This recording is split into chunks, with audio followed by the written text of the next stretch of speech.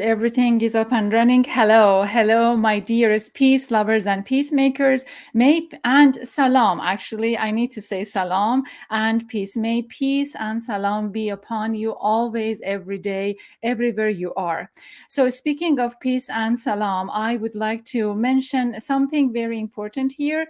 That is, we are reestablishing our news outlet as a non-profit organization.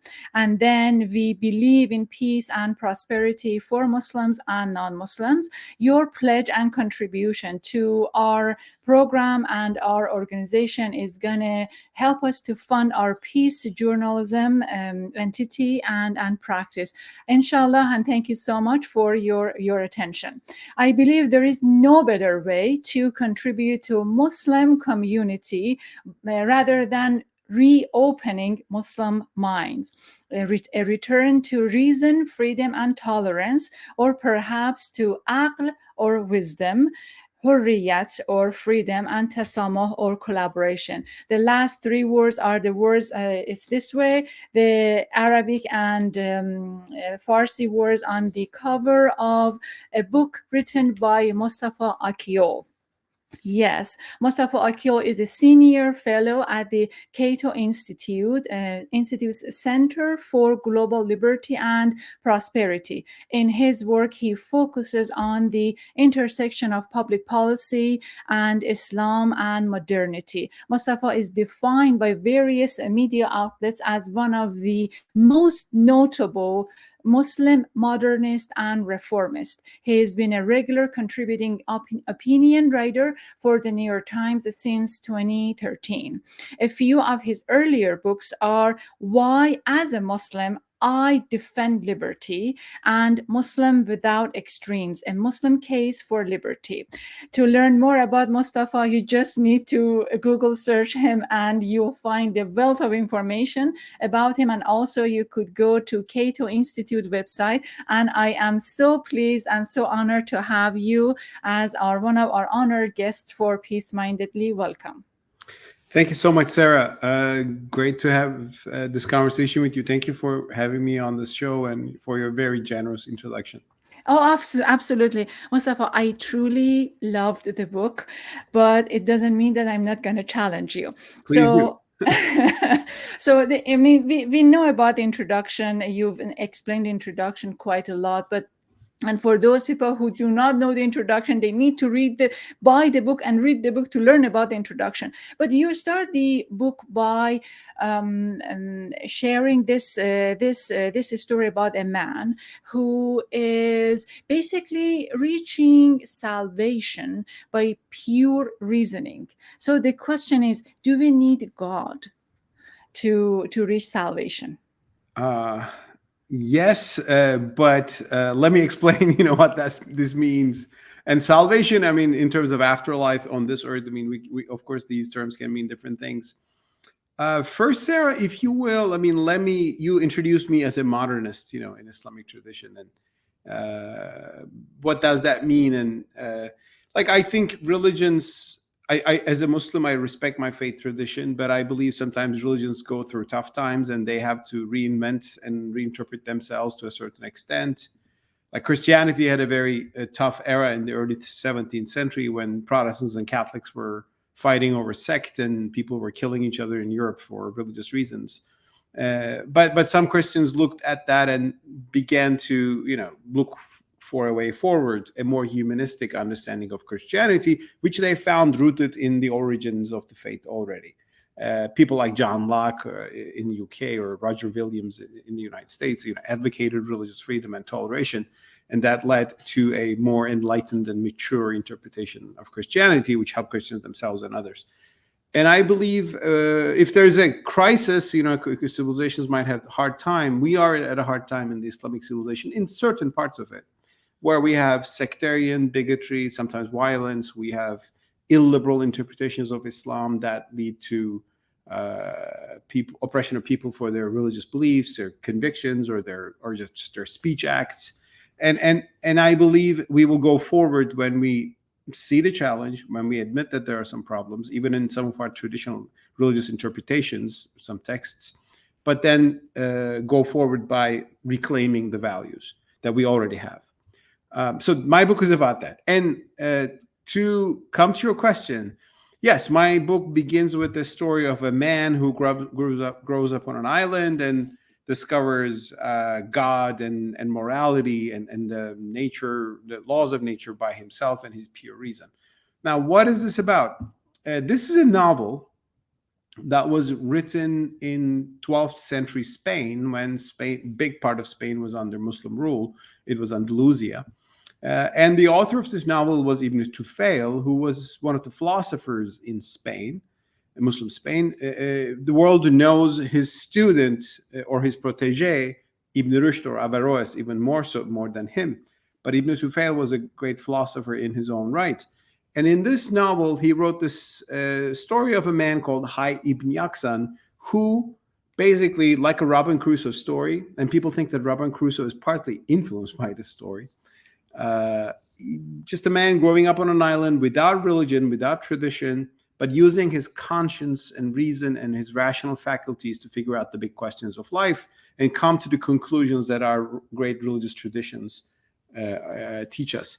Now, this was a novel that was written in Spain, but it made a big impact on early modern Europe when it was translated into Latin, then English, then Dutch, and several other languages, because it was a powerful message which influenced the Enlightenment thinkers, in the sense that even if you don't have a particular religion, you could be a wise and moral person, which is maybe, a common idea today, but it wasn't at the time. A lot of people assume that outside of their religious tradition, there is only ignorance, there's only darkness, there's only moral corruption. And this was a book that advanced humanism, and not a secular humanism in the sense that doesn't respect God. Quite the contrary. Ultimately, Hay ibn Yaksan finds God and he respects religion. He says, things I found through reason are also in the religious tradition when he goes to society. But it was also giving a message of universal ethics and universal reason that transcended religious boundaries. And I begin the book with that story to say, and then ask, why was Ibn Tufail trying to tell us? And he had some impact on Europe, but what about the Muslim world? Did we cultivate those Mustafa, I read this story, and at the end of this story, I didn't have this conclusion that he didn't rejected God, Yeah. but he didn't proved this entity, did he? I mean, he came through natural theology, to put the term, by looking at the created universe. He inferred that there must be a creator. Whether the universe was created ex nihilo, from nothingness, or it always coexisted with God, but still God is the prime mover. These are the Aristotelian discussions of the time. In any case, he believed in God. So Hay ibn Yaksan was a believer in God. And also he developed ethical values that are rooted in human nature. He became an environmentalist. He stopped eating animals because he didn't want to hurt them. And when he ate plants, he preserved their seeds to preserve the species. So the message was, he was a believer in God. And actually, he was a knower, not a believer. So he came through reasoning, not just as a dogmatic faith, but Yes, as it was a my rational point. person. So the thing is, this is an allegorical story. I don't think that if I was left on an island by myself, I would be that smart. This is an extraordinary, a tale. But this was a allegorical story of a philosophy. And the philosophy, which was advocated by philosophers like Ibn Rushd, before them Ibn Sina, Farabi, and it goes back to Aristotle, is that there's something called natural law. There's something in human nature that understands morality and thinks through the created world and rationality and understand the laws of nature. So we can cultivate that. And even if we don't have a revelation, by their own nature, people still be good and ethical. So all of those happened, but in this story, in the book, as you are opening the book, this happened.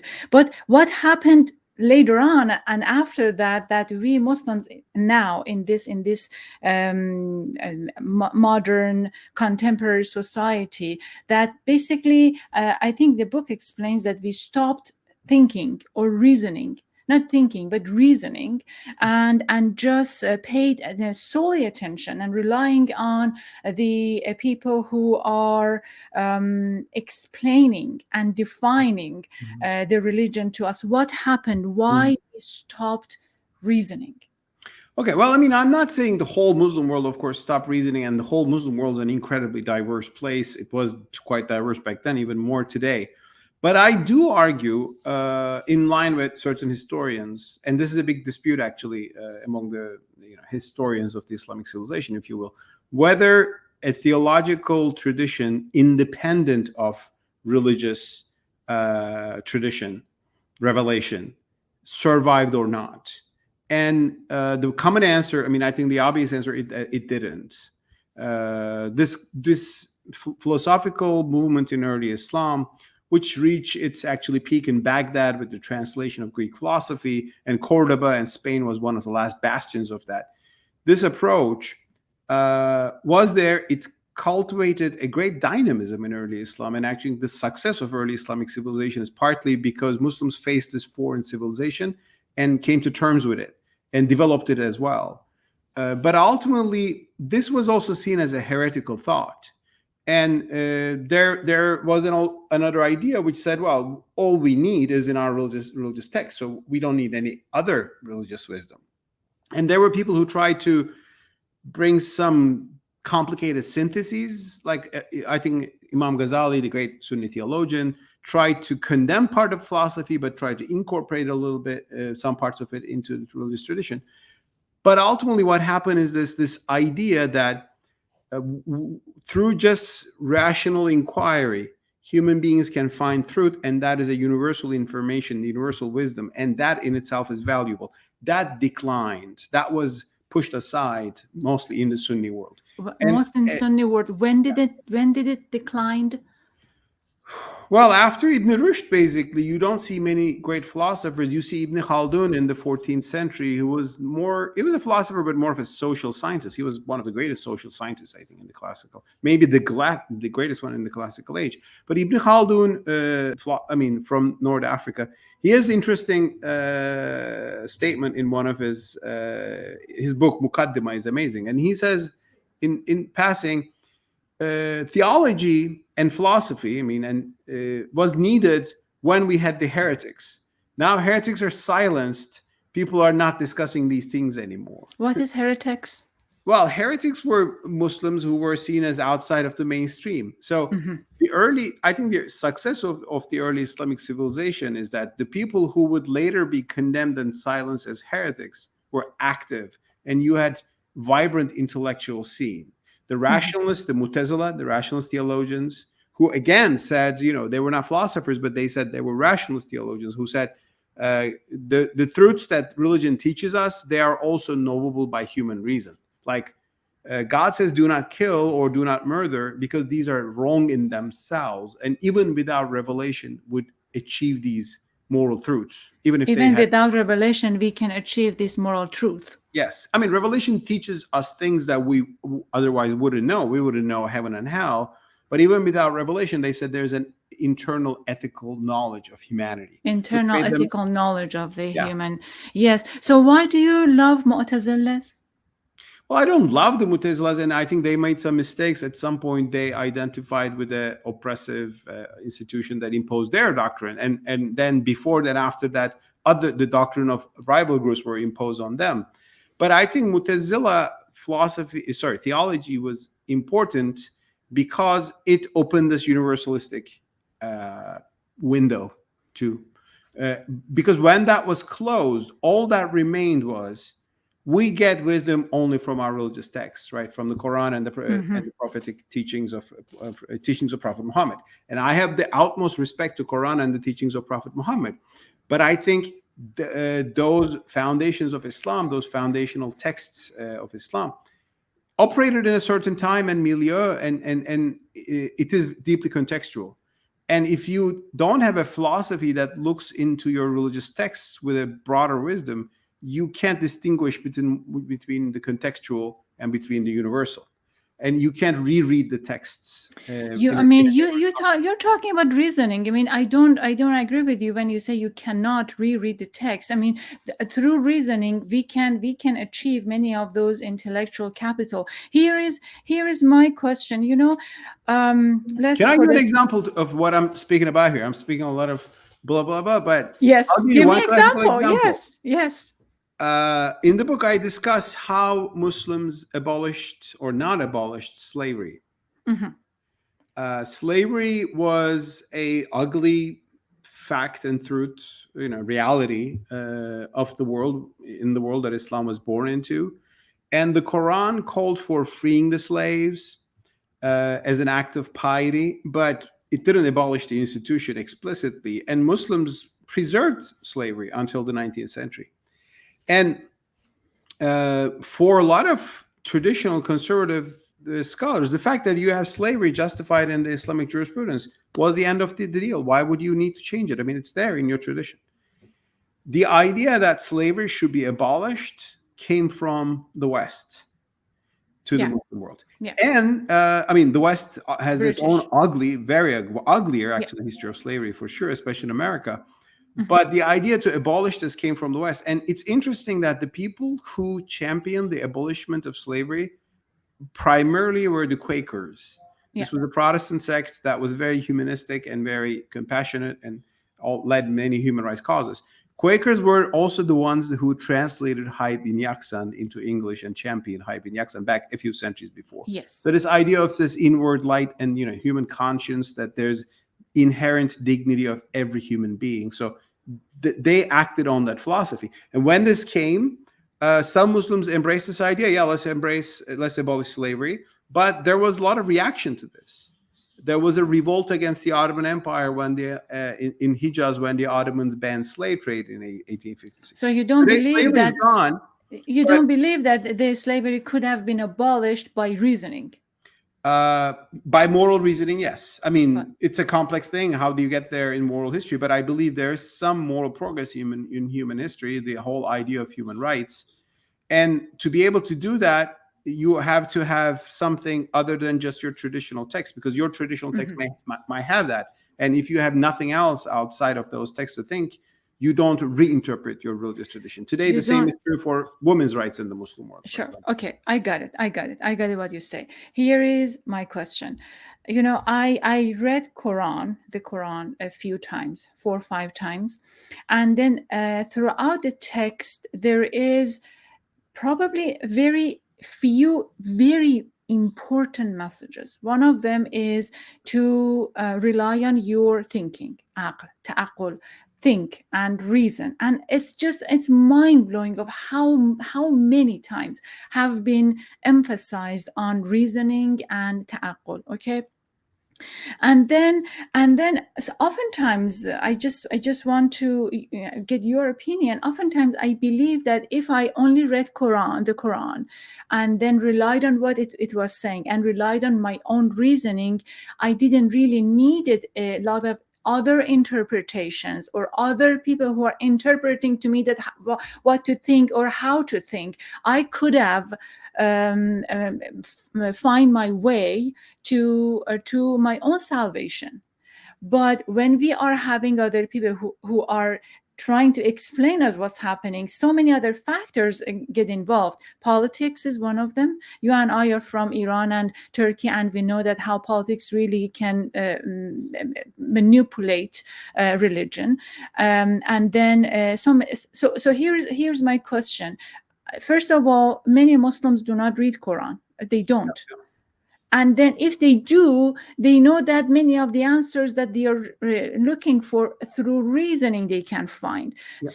So don't we even need many of those interpretations? And should we just go inside or go through reasoning to find our way? Well, you are emphasizing a very Quran-focused interpretation of Islam, which I share and actually advocate. Mhm. Why? Because actually, I mean, the problem, the theological issue I'm I was talking about a few minutes ago, whether religion teaches us about universal truths that are, not in the text itself.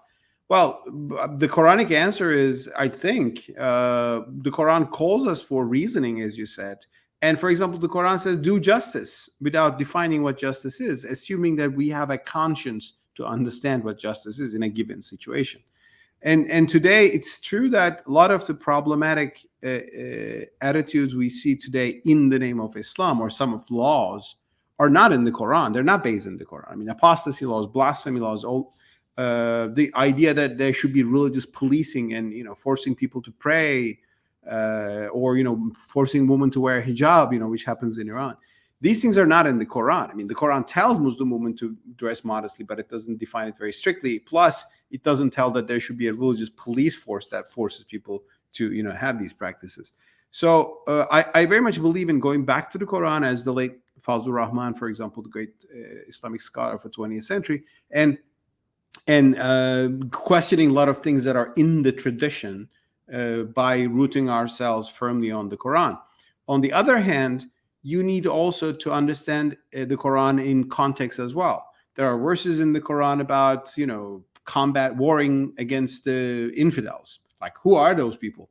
Well, those people are not just any non-Muslims in the world, but they were specific people that Prophet Muhammad faced and who persecuted and killed Muslims in Mecca and Medina in the early 17th century Arabia. So the Quran is also a contextual book. So understanding that context requires some knowledge of history, some knowledge of the Islamic tradition. Therefore, I'm not a sola scriptura, like an only Quran advocate, but it is true that I'm a Quran first, I think, Muslim, in the sense that by taking the Quran as the key text should guide us, and by learning from the Islamic civilization, but not turning that civilization into an unquestionable dogma, I think we have a lot of grounds to move forward in some of the issues of the. Here's what happened. I think 2 questions very quickly.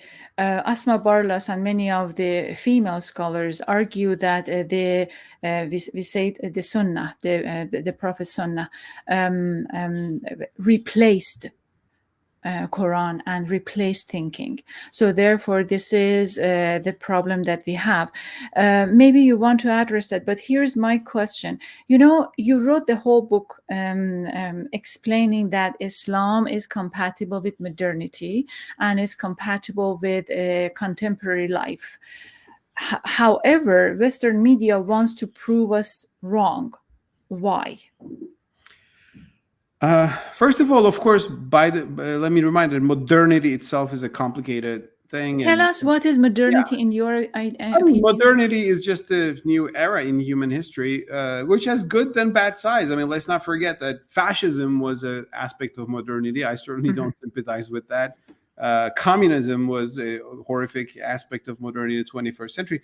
That's why I often emphasize liberal modernity, in the sense that societies that value human rights, have democratic governments, have generally rule of law, and have toleration. And I think these are good values that humanity has achieved in modernity. Like, abolition of slavery was an aspect of modernity, which I welcome, and I think was one of the greatest advances in human history. So I'm sympathetic to liberal modernity, but you have to fill it with, of course, moral values. That's where our religious traditions come.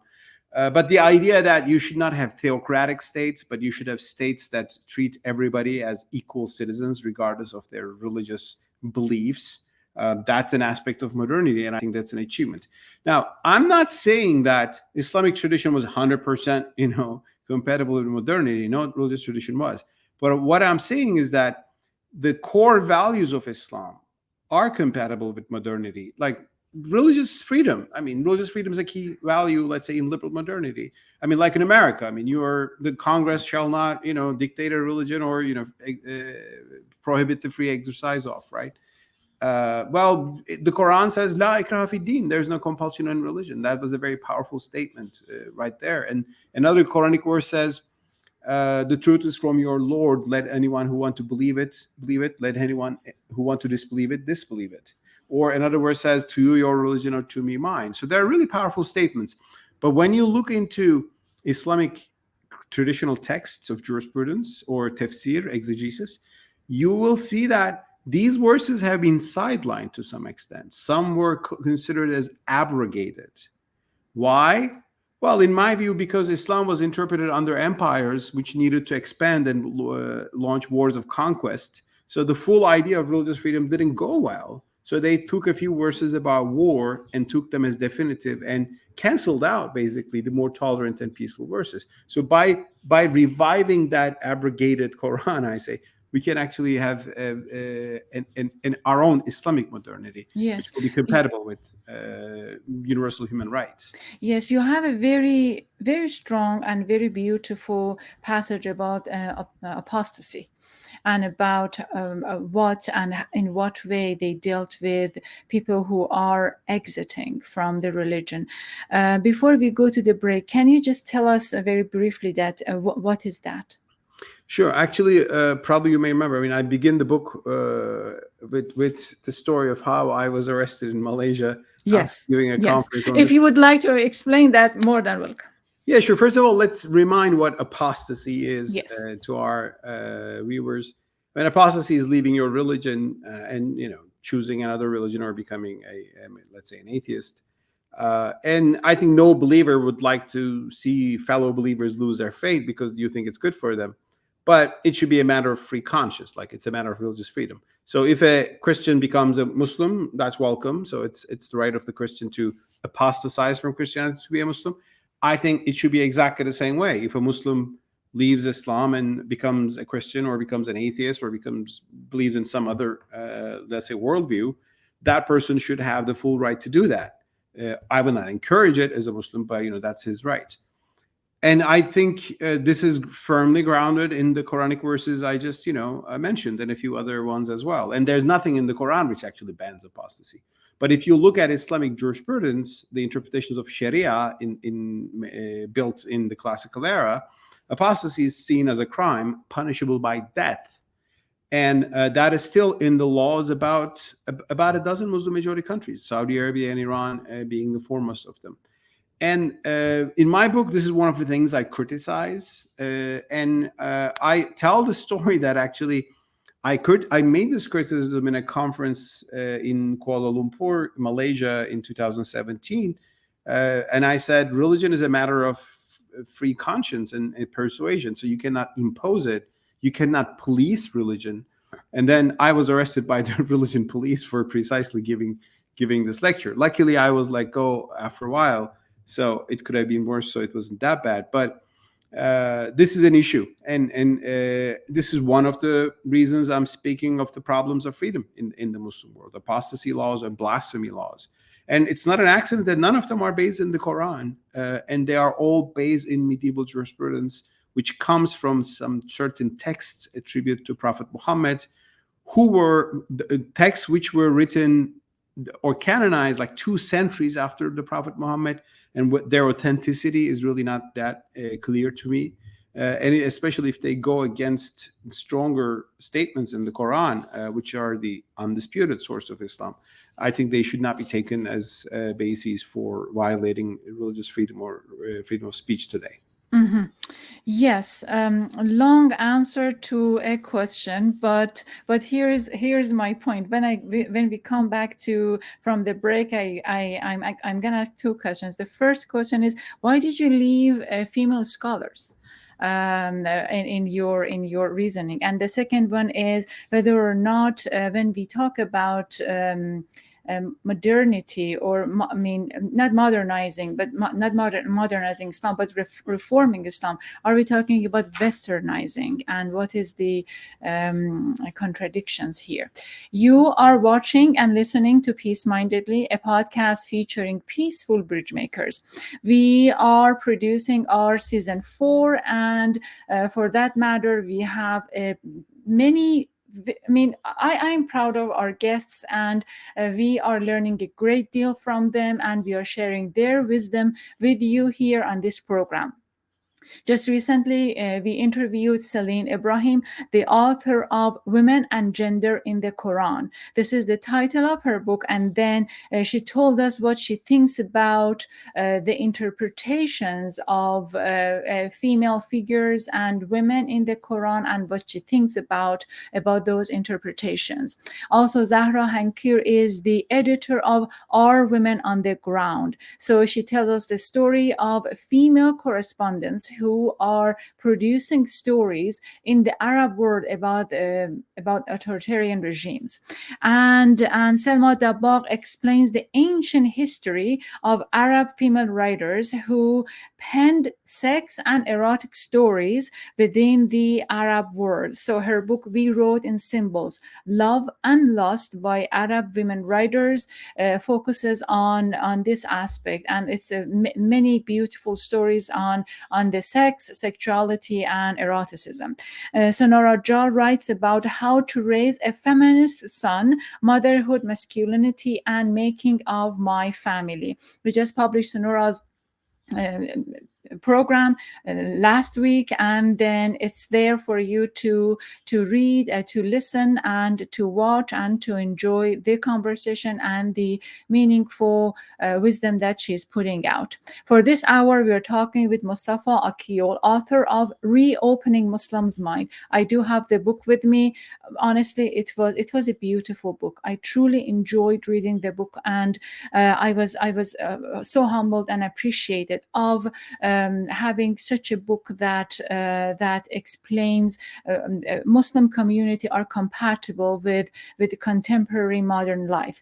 In fact, I'm just going to tell you, I have a few cousins in Iran that absolutely vehemently criticize the regime, of course, and then regime is brutal regime, and also Islam in a larger sense. So I think I'm just going to send them a few copies of this book. Mustafa is a fellow scholar at Cato Institute. Before joining the institute, Mustafa wrote for Hurriyet Daily newspaper and also Star.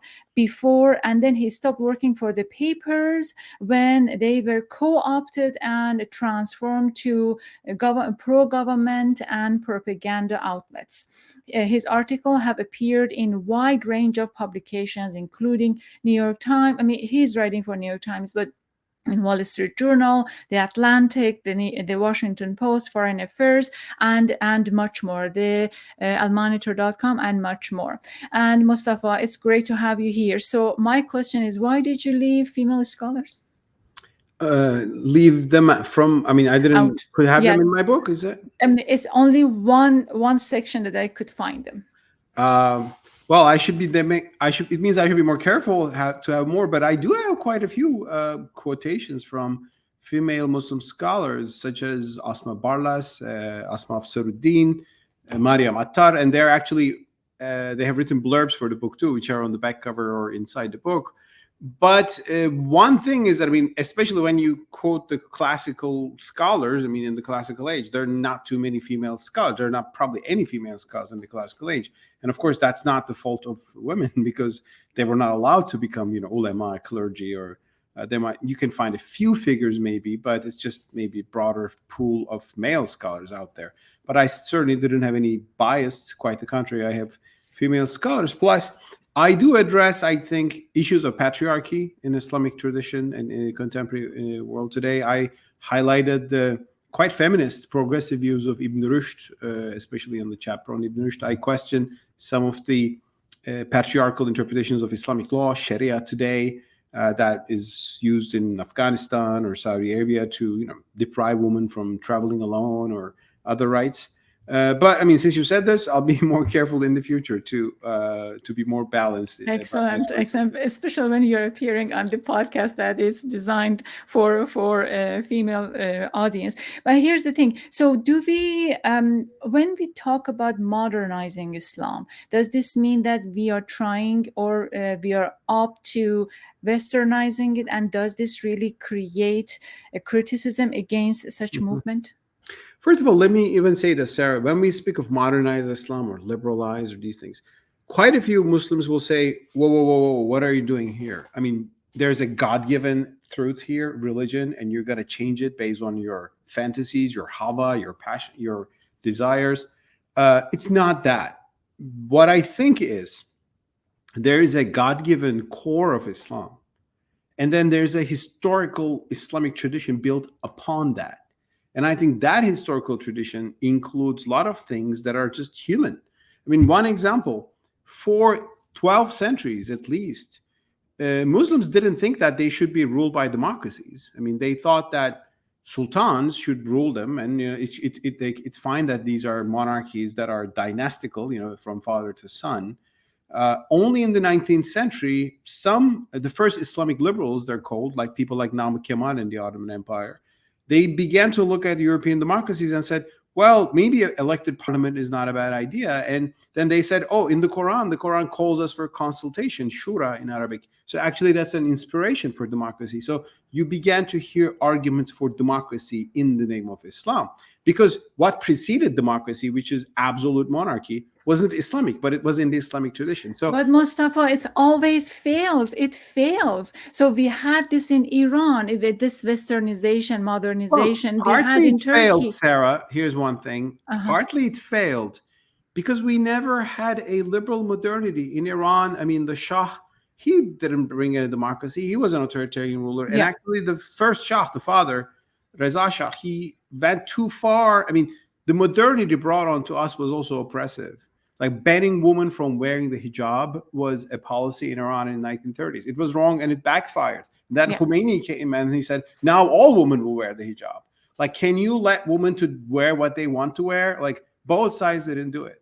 In Turkey, my country, Atatürk, Turkey's founder, I respect him as the founder and a war hero, and he did a lot of great things, but he also was an authoritarian modernizer. And the modernity he brought included the funny and ridiculous hat revolution in 1925, which made it compulsory by law for government officials to wear the British-style bowler hats instead of the Ottoman fez. Well, that's not the modernity I'm talking about. What I mean is human rights, limited government, free press, freedom of speech. So we never really had a big experiment with liberalism. And one problem is that our secularists or modernizers have also not been very good in terms of showing the blessings of modernity to our societies. The fact that we're being influenced a lot by the French secularist tradition is, I think, is a part of the problem. Whereas I think if we had a better sense of the American way, in which religious freedom really includes religious freedom, especially, that would have been better. And the thing is, civilizations don't change that easily. I mean, John Locke wrote a letter concerning toleration in 1670s. Still, I mean, Christians were killing each other for sex for quite a long time after that. It's actually only after 1945 Europe found peace of mind after religious wars, but then fascism and then all the terrible experiences. So the fact that, Islamic world cannot get there, its act together, which is partly true from a modern era, but compare it to the alternatives. I mean, we have to work for it. And I think as a Muslim who's concerned about the future of my faith and my civilization and my, let's say, people, I think we have to keep pushing for the right ideas and articulating them from our own perspective.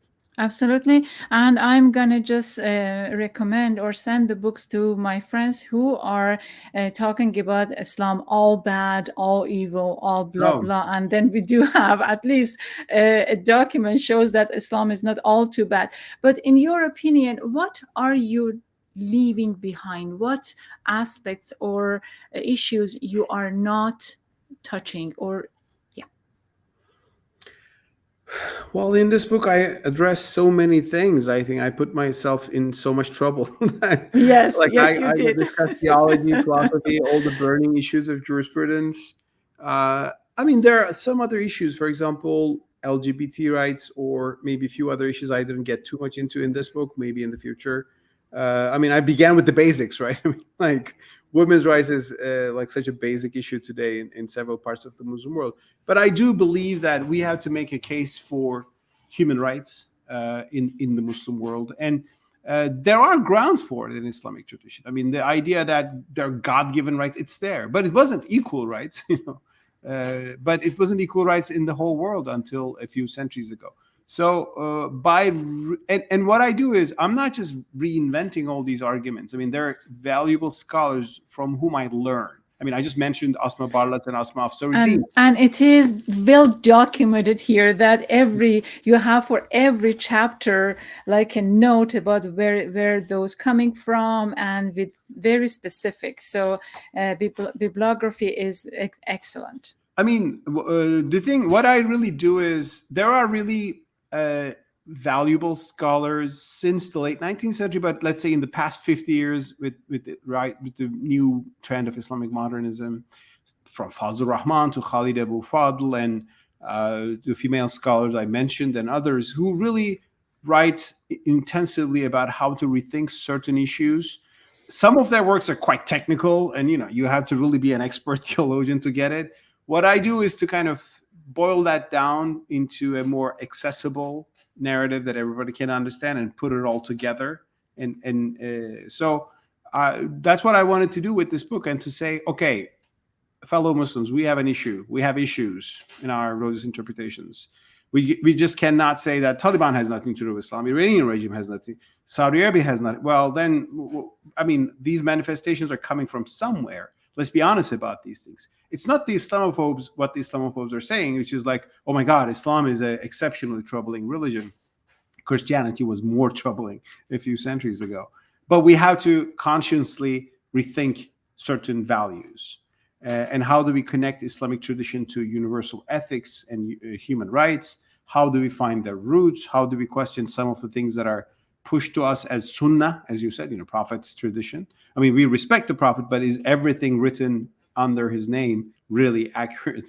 Things that's in a few centuries after him. So these are the big issues in the book then, and I try to get into the heart of most of them, and hopefully it makes sense. Are we, as a Muslim community, Ummah, are we moving towards that direction?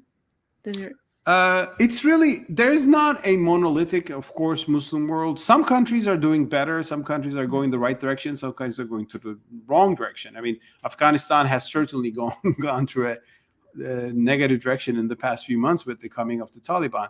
But when you look at Indonesia, for example, today, you see quite promising voices for the interpretation of Islam in the modern era. You see critical attitudes towards radicalism and emphasizing humanitarian or humane values in Islam. Tunisia has been doing not too bad since the past 10 years. I mean, countries have different trajectories, and the Islamic world is quite diverse. And of course, the countries or the groups that grab most attention in the West are the most troubling ones, right? When you do something terrible, you make news, and that attracts the attention of people. But I also show in the book that there are promising strains and thoughts, and in every Muslim country there are Islamic modernists, reformists, or thoughtful conservatives, at least, who are taking some steps that are significant towards religious freedom or broader agenda of human rights. Absolutely. Please stay put with me. We are talking with Mustafa Akyol, the author of Reopening Muslim Minds. The book in itself is very promising, and a book that we can refer to show and to be proud of the legacy we left behind, and the legacy that it's possible to renovate and to reach back. It's a tradition in our show to ask our guests to close the program by sharing something meaningful about peace, about kindness and compassion. And I'm sure that our guest has plenty of those anecdotes for us. Mustafa Akyol, author of Reopening Muslim Minds. And I have to mention that for our audience who are watching our show, so the light on your end is keep changing. Yeah, it's and not. it's there's some sunlight there. Yes, I hope that it really doesn't blind you, but yeah. It doesn't mind me. I hope it doesn't look weird from the camera angle. It's good. It's good. I'm Okay, enjoying it anyway. It brings some light, metaphysical light to our conversation. There are interesting thoughts in classical Islam that can really give us a perspective today. One is the theology of tolerance, as I put it in a chapter of my book, the last chapter. And you know what? It is called irja. and it's an Arabic word which means postponement. And the people who advocated this theology were called as the murjia, or the postponers. Now, why they were called postponers, it has an interesting reason. In the first century of Islam, there was civil war between different rival Muslim factions, and there were fanatics which condemned all factions as infidels, heretics, and even set on punishing them. They were the extremists of the first century. And they were judging fellow Muslims in the name of God and then punishing them in the name of God. The postponers said, you can't do this, because only God is the judge of human beings morally and faith-wise. So they said, let's postpone judgment to afterlife to be given by God. Until then, until we all go to afterlife, let's just coexist without oppressing each other and by tolerating each other. So this irja theology, murja theology that I highlight in the book actually helped Muslims to navigate some intra-Muslim strife and bring some intra-Muslim toleration. But in the book, I argue that this can be broadened up to the whole global scene. I mean, we have different theologies, schools of thought, we have different creeds and religions. And if we are humble enough, if we are true believers, we should leave the judgments to God and coexist, and we can disagree with each other. And the idea that judgments should be postponed to God, I read this in the writings of John Locke. And when I read that, wow, that's fascinating. He's making the irja doctrine, the murja doctrine. And also in the novel Nathan the Wise by Lessing and the Enlightenment thinker. And I said, well, both in Christian and of course Jewish and Islamic traditions, you can have ideas towards toleration and freedom and coexistence, whereas you can have some bad ideas as well. Unfortunately, those bad ideas proliferated in certain parts of the Muslim world in the past few decades, but that's not the best of Islam. That's the worst of Islam. But we have much more to offer to ourselves and to the world. And this book is a argument for offering something better in the name of our faith. Inshallah. Reopening Muslim Minds, a return to reason, freedom, and tolerance by Mustafa Akyol. It was a pleasure talking with you. Thank you so much for spending time with us. Thank you, Sarah. It was my pleasure. Yes. Let's do this again, inshallah. Yes, inshallah, inshallah. Thank you. Khuda Hafiz.